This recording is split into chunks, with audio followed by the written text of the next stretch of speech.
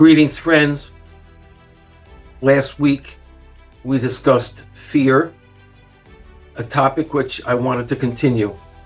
But a major event occurred, which I need to discuss. Let's first continue with last week's topic.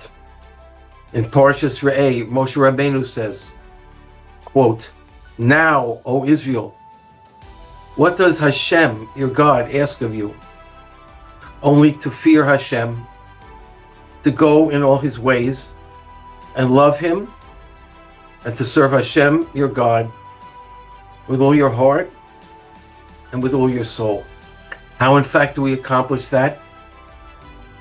Some people try to approach Hashem by inducing in themselves states of artificial ecstasy.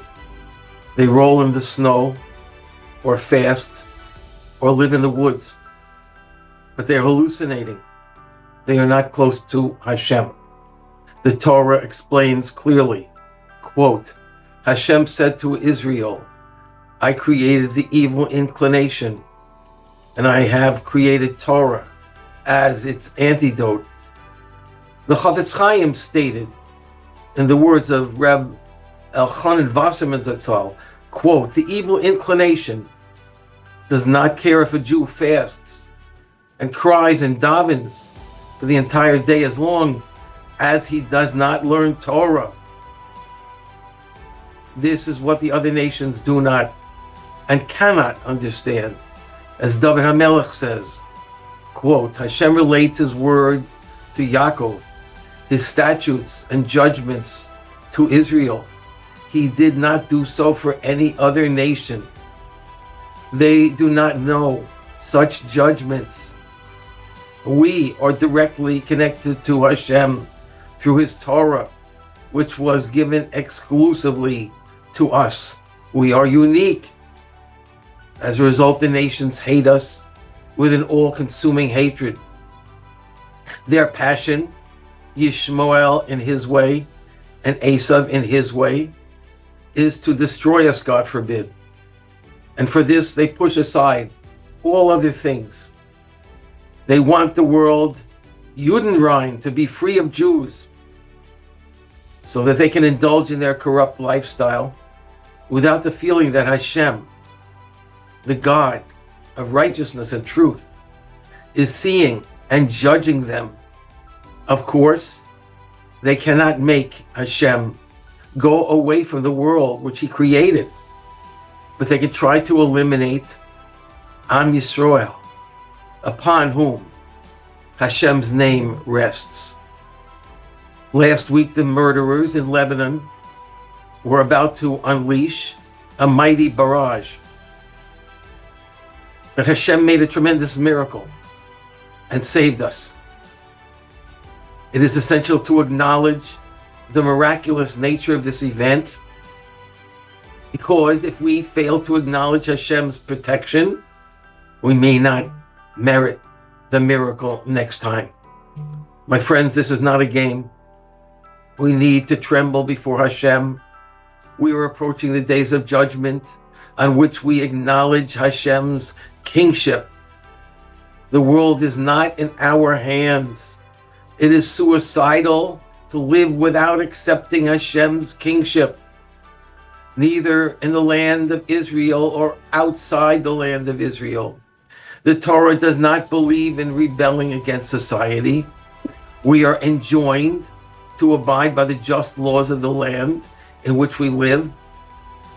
But we must know that Hashem himself is now dismantling the world structure, just the way he crushed the mighty empire of Mitzrayim before he brought our ancestors to Har Sinai. It is happening whether we like it or not, so we had better run to him for protection, because that is all we have. On Rosh Hashanah we say, O Hashem, our God, instill your awe upon all your works and your dread upon all that you have created. Let all works revere you and all creatures prostrate themselves before you. Let them all become a single society to do your will with a whole heart. The days of Yishmael and Esav are drawing to a close. The new day of Torah is about to dawn. In Mitzrayim, only 1/5 chose to join Moshe Rabbeinu at Har Sinai. This is shocking, but if we look around, we can understand.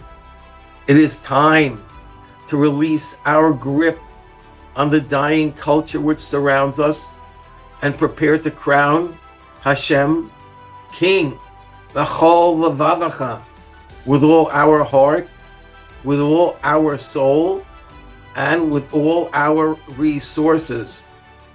The missiles are in their launching pads.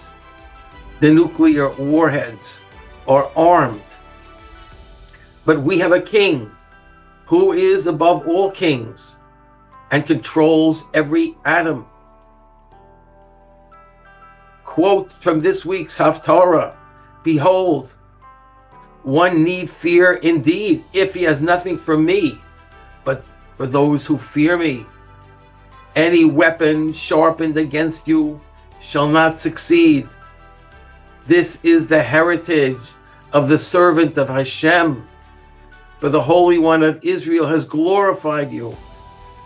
May we all search deep in our souls and seek to come close to Hashem, our God, in the powerful month of Elul, which begins this week. Achasho'alti. One thing I asked of Hashem, to dwell in his house all the days of my life. Good Shabbos.